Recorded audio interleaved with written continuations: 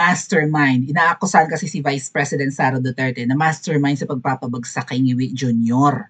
sa mga paninira. Kaya siguro bumagsak sa trust survey si Ngiwi ay dahil sa pagbanat lagi ng Vice President. Sabi ko nga, itong corruption na ito, umimik at hindi ang Vice President, sumingaw naman ang pagnanakaw ng flood control projects, ng ghost projects, 'di ba? Pagbaha ng droga, bakit si VP Sara ba nagpapabaha ng droga sa Pilipinas? Ang lahat ng kapalpakan nyo, ang kawalan ng tiwala ng mga Pilipino, ang pagmahal ng bilihin, 'di ba? Ang kainutilan ni Ngiwi Jr., ang kawalan ng compassion sa mga Pilipino, lalo na sa mga nangangailangan ngayon ng tulong niya. Oo nga pala, nagtataray pa yung yung mga pinklawan. Pinagtatanggol na nga kasi si Ngiwi Jr. and also yung mga Marcos supporters. Kung hindi niyo binoto ganoon ako eh. Kung hindi niyo binoto si Ngiwi Jr., si BBM, huwag kayong manawagan na i-rescue kayo dyan. Magdosa kayong magkandamatay sa Middle East. Sabog ba naman?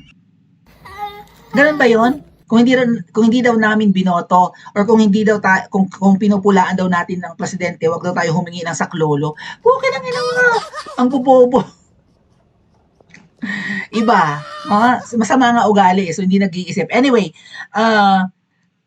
meron kasi ngayong nagpa-plot ng di umano'y coup d'etat. Na-topic nga natin to na-discuss natin, pero binalita na rin pala. May nagpa-plot daw ng coup d'etat laban kay Marcos Jr. So baka mamaya ibintang na naman to kay VP Sara. Tama ba? O, baka pagbintangan ng Vice President, pero ating, di ba, tama ang dito sa balitang to para mako-confirm yung yung say analysis ko ba, yung interpretation ko sa kudeta na yan, na parang gimmick nila, sila rin naman ang nagpa-plot ng coup d'etat. Di ba yung sinabi ko? Itong di umano'y may gustong lumusob sa Malacanang, di ba recently, tinapik natin na nakabarikada yung paligid ng Malacanang. May mga razor wires naka-deploy yung mga pulis na pagkadami-dami, no? Saan ka naman nakakita, mga ate at kuya, yun ang inuuna ni Ngiwi. Ang iba't ibang bansa ang inuuna yung security ng kanilang supplies. O kaya nga kanina si Ngiwi nagpapa-interview, okay pa ako, kasya pa ang supplies natin ng crude oil, whatever. O huwag kayo magpanik, ganun-ganun siya. At mangungutang na naman si Ngiwi, mga kababayan, bilyones na naman in dollars ang utangin ni Ngiwi. Bakit nangungutang? Ubos na ang budget natin ngayong taon? First quarter pa lang, mga ate, hindi pa natatapos ang unang 3 buwan ng taong ito. Mangungutang na si Ngiwi. Baka mamaya na bulsa na ang mga dapat ibulsa. Ba't ka mangungutang na naman? Anyway, di ba sabi, meron daw, kaya daw, ang palusot nila ay parang exercise lang daw yon. Pinapractice lang daw yung kahandaan ng mga men in uniform kung sakasakaling may hindi magandang mangyari. Or baka may lumusob sa palasyo ng mga ahas, di ba, sumugod ang taong bayan. Diyos ko po, ang ibang bansa nagre-ready na kung anong dapat gawin para magkaroon ng iba pang, di ba, ng alternative supply ng energy. Ako sa Pilipinas, nagre-ready na huwag lusubin. Okay nang anong klaseng praning, no?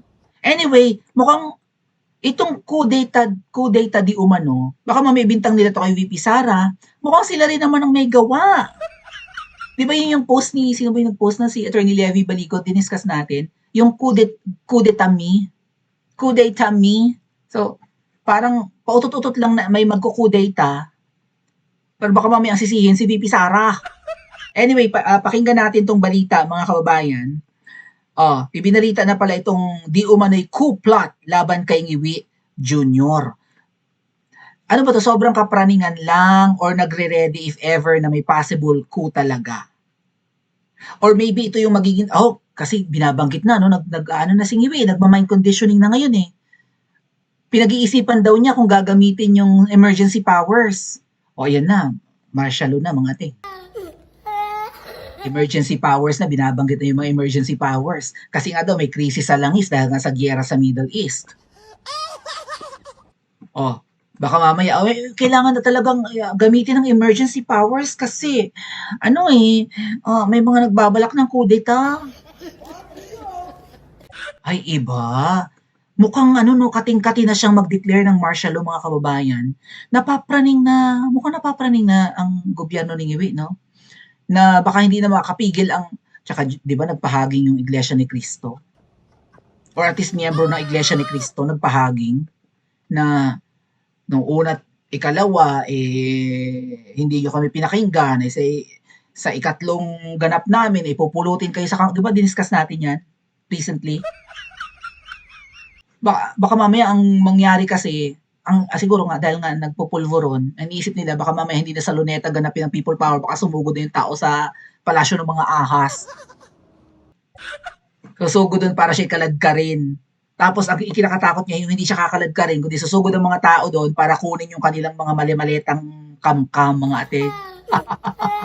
Baka sa sobrang dami nga ng mali-malitang pera ay hindi pa mailabas ng palasyo ng mga ahas, no? Hindi pa madala sa Middle East, hindi pa madala sa Cayman Islands, sa UK, sa New York, kung saan man nila sa Singapore. Yan kasi yung mga kababayan yan yung mga pwedeng pagdalhan ng mga kinamkam, hindi ba? So, Switzerland, yan, mga ganyan. Lalong-lalo na dito sa Middle East, ito ang paborito nila kasi nga zero taxes. O, di ba? O, anyway, pakinggan natin ang balita. Muling lumutang ang balitang may nilulutong kudeta laban sa Administrasyong Marcos. May hamon naman si Defense Secretary Gibo Teodoro sa mga retirado opisyal na nagpapakalat nito. Tama, di ba? Nabanggit ko si Gibo nung nakaraang vlog natin. Anyway, panoorin nyo yung replay, mga ate at kuya. Or maybe i-upload ko yung maigsing videos later. Live mula sa Mandaluyong, nangunguna sa balita si Brian Castillo. Brian, anong inside info mo dito sa sinasabing kudeta? Jiggy, wala raw natanggap na impormasyon ang Department of National Defense sa tinatawag na Third Force na gusto umanong pabagsakin ng gobyerno. Balikan ko lang, Jiggy, yung konteksto nito. Si Romeo Pocis, na isang retired general, ang nauna nagsabi na may plano umanong kudetami sa tinatawag na Third Force. Si Pocis, Jiggy, ay dating opisyal ng Philippine Air Force at convener din ng United People's Initiative. Ayon sa kanya, balak ng Third Force na yan na maglunsad ng mga pambobomba at assassinations. Ito raw ang gagamitin nila para kumbinsihin ang lahat na pabagsakin ng gobyerno at maglunsad ng isang civil-military junta. Pero ayon kay Defense Secretary Gibo Teodoro, walang ebidensya ang mga pahayag na yan. May hamon pa ang kalihim sa mga retiradong opisyal tulad ni Pocis. Pakinggan natin. Why don't they execute the proper affidavit and file it with the law enforcement and prosecutorial officials so it can be investigated properly? Kung meron ba ng ebidensya. Brian, sa ibang usapin ay kamakailan binalita yung ilang Pinoy na nabistong nag-espiya para sa China. Anong tingin dito ni Secretary Teodoro? Espiya para sa China, no? Jiggy, kinababahala ni Defense Secretary Teodoro ang nabistong mga Pinoy na nang-espiya umano para sa China. Seryoso raw itong usapin at malaking banta sa seguridad ng bansa. Dagdag pa ni Teodoro, panahon na para amyendahan ang batas sa pang-espiya o yung espionage law. Nakasal kasi sa batas na yan na hindi maaaring parusahan ng mga espiya. Anyway, parang gusto lang nilang i-highlight na dapat magalit ang mga Pilipino sa China. Kasi itong China may inuutusan para mag-espiya sa Pilipinas. Right? Parang gano'n yung gusto nilang mangyaring narrative. Ngayon, going back doon sa sinabi ni Gibo kanina na kung totoo daw na merong third force na gustong magkudita laban kay Ngiwi, mag-file daw ng kaukulang reklamo. So, ito naman ang sagot ni Romeo Pocis sa kanya, mga kababayan. Wala akong pinangalanan sa post ko tungkol sa third force kudeta me. Pero biglang pumiyok si Gibo. Kanina lang, mga kababayan, pinost. Parang tinamaan at kusa ng umamin. Wala nga namang di ba? Guilty conscience speaks louder than words ba? Sabi niya. Tinamaan ka, Gibo? Ngayon, ito yung tingin ko dyan, mga kababayan. Please comment kung mag-agree kayo or hindi. Two things. First, si Ngiwi mismo ang may pakana na kunwari may magkukudita laban sa kanya and then para makapag-declare siya ng martial law. Okay? And then, dahil nga magulo ang Pilipinas at may martial law, baka hindi matuloy ang elections sa 2028. Kung nag-aalala sila na okay, kaya nilang dayain ang election sa 2028 na paparating, at kapag hindi si VP Sara ang nanalo pero overwhelming ang support, ay magagalit ang mga Pilipino at magpi-people power, di ba? Mas maganda na huwag nang ituloy ang elections. Ay magulo may gusto mong patanggal sa akin, kasuhan na yung mga kritiko ko, yung mga gusto kong tanggalin, keme. Baka singiwi ang kasama rin siya sa planning. Kasi sila rin yung may pakana. Second, baka may plano si Gibo on his own at di ba siya ngayon Secretary ng National Defense. Yung posisyon ni Gibo ang ayaw ni Ngiwi noon na ibigay kay VP Sara. I think yan ang nire-request ni VP Sara noon kung sakaling manalo sila noong 2022 at nanalo naman, na ibigay ang 'di ba ang posisyon as Secretary of National Defense kay VP. Parang gusto ni Vice President Sara niyan eh. Kaya lang nag-aalala si Ngiwi na kung si VP Sara ang DND Secretary ay hawakan ni VP Sara ang men in uniform. Okay? Ang lahat ng kasundaluhan, military and uniform personnel, lahat siya ang susundin. Kahit na singiwi naman ang presidente ng Pilipinas, ang secretary kasi is alter ego ng presidente, meaning presidente rin yun sa departamentong yun. So halos kapantay ni Ngiwi ang kanyang secretary, di ba? Kapag nilagay niya si VP Sara as Secretary of National Defense at mag-aklas ang men in uniform, kadaling tanggalin ni Ngiwi. Kaya hindi nila binigay kay VP Sara ang DND. Binigay nila kay VP Sara na lang ang DepEd. Ngayon, yan ang banta kay Ngiwi. Natakot sila na ibigay kay VP Sara ang posisyon, pero si Gibo nandun sa posisyon na ayaw nilang ibigay kay VP Sara. Therefore, baka hawak ni Gibo Teodoro ang men in uniform, him being the alter ego. Para siyang presidente ng men in uniform, mga kababayan. Baka merong balak si Gibo eh. Di ba tumakbo naman na yan dati as president, natalo lang. Ito na yung shortcut niya Either may plano naman talaga, nag-usap para mag-declare ng martial law, baka mamaya try do rin ni Gibo si Ngiwi eh. Di ba? We don't know. Or maybe, katulad na binanggit ko nung nakarang live natin, baka ang plano ay, sige, kunwari magkudita, ikaw na mo patakbo ng Pilipinas, pero wag mong ibibigay kay Sara ha. Ikaw na. At kami ng asawa kong buto, ay magpapakasarap na lang sa ibang bansa. Bigyan mo rin kami ng komisyon pagka isinabak mo ang Pilipinas sa giyera ha. Siyempre may pera sa giyera. Huwag ka magkakamaling, hindi ka bibigyan ng share, billions of dollars yan. Dahil ipinagkatiwala na, idiwanan na nga namin sa'yo. You think you can deliver? Baka ganun ang kondisyon mga ating. Wala nga pinangalanan si Romeo Fokis, umibig si Gibo. Ang problema ni Ngiwi, ni Gibo at lahat ng mga nasa power ngayon, lalo na yung mga abusado, may mga puting ahas. May mga hindi na masaya. May mga hindi na masikmura ang ginagawa nila kasi sumobra ang kanilang pagiging ganid. Sobra ang pagnanakaw.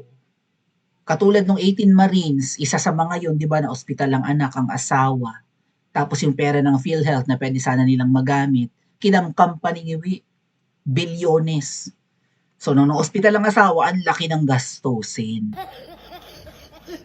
Habang pahirap ang buhay, unti-unti pong, you know that, ano ngayon, frog in the pot, ano ba yun, tingi? Yung parang pinakukulaan yung palaka, may ng kineme, di ba, sa psychology or something, na kailangan na nating tumalon palabas ng palayok, kung saan pinakukulaan tayo habang buhay pa tayo, baka mamaya, tiis tayo ng tiis, hindi kaya pa, tolerable pa yung init, baka mamaya, nalaga na yung katawan natin, mapipigtalan na tayo ng hininga, hindi na tayo nakatalon palabas, tuluyan na tayong naluto. The moment sana mga kababayan na may naramdaman tayong init sa palayok, tumalon na tayo palabas. Tayo yung palaka na yun eh. Di ba may ganyang kwento? Ano ba tawag doon? Parang fable or whatever that is. Kung ano mang analogy yun. The moment na may naramdaman na tayong red flag kay Ngiwi, tumalon na tayo. red flag na yung paggamit yun ng pulveron eh. Tiis pa rin tayo eh. Ano ang sabi ng ibang mga Duterte supporters? Maghintay tayo ng 2028 po kinang ina. Nagkakagulo na sa Middle East. Tuta pa ni Trump yung iwi na yan. Nananawagan si Trump sa mga kaalyado na magpadala kayo ng mga dito reinforcement. I-assist nyo yung mga barko para hindi bombahin ng Iran. Walang sumusunod kay Trump. The moment na pangalanan ni Trump ang Pilipinas, hoy Pilipinas, magpadala kayo dito ng mga Pilipino. I-assist nyo itong mga langis din eh. At kapag tumalima singiwi, patay tayong lahat. Hindi natin gera. Pero tuta yan singiwi ni Trump ngayon eh, di ba? Tuta ng kano ang Pilipinas. Itong Gibo, gustong-gusto rin. Kaya, ba't ka pumayag, Gibo, na magkaroon ng mga missile launcher sa Pilipinas? Di ba? Yung Brahmin missiles, nasa mga EDCA sites na, mga atit kuya. Yun nga, comment nyo kanina, no? At nabalita naman, yung mga kano, nasa Cagayan de Oro na. Eh, may EDCA site sa Cagayan de Oro. Anong balak nila? Anong kanilang pinaplano? Mabuti na lang sumisingaw. Mabuti na lang may mga nagtitimbre at hindi na makatiis. Ayun nga lang, puro lang sila deny. Yan ang problema nyo. Hindi habang buhay, mag-aagwanta ang mga Pilipino. And hopefully ngayong taon, bago pa kumulo ang palayok, magtalunan na tayong lahat. Agree? Pa-comment po sa comment section at panoorin ang iba pa nating mga videos.